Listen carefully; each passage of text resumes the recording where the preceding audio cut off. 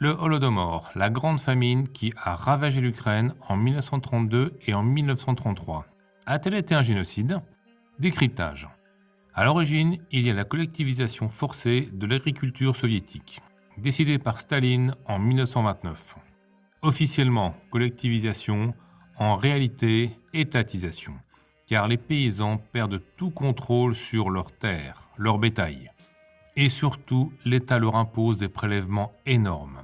Objectif clair, financer l'industrialisation rapide de l'URSS. Mais pour les paysans, c'est un retour à un nouveau servage, auquel ils résistent massivement avant de se résigner devant la répression. Avec des paysans démotivés, la production agricole s'effondre et en même temps les prélèvements de l'État augmentent. La disette, la famine s'installe à partir de 1931.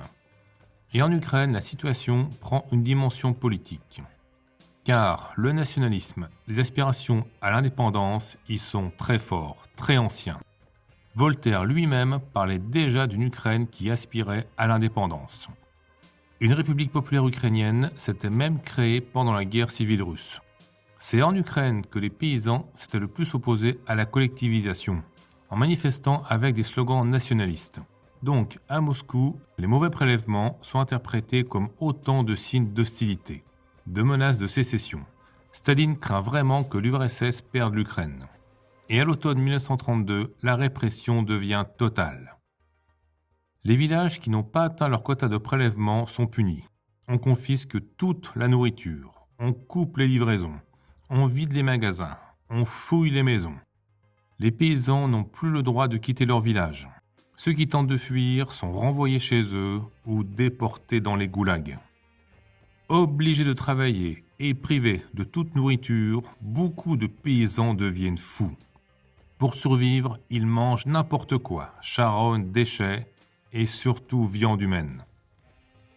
Entre janvier et juillet 1933, plus de 3 millions de personnes meurent de faim en Ukraine. Ensuite, le gouvernement relâche la pression, allège le blocus des campagnes ukrainiennes, mais lentement, progressivement. Le Holodomor n'a peut-être pas été un génocide.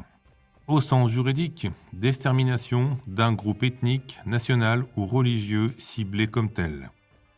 Mais ça a bien été une famine voulue, aggravée volontairement par le pouvoir soviétique. D'où son nom de Holodomor, en ukrainien, extermination par la faim.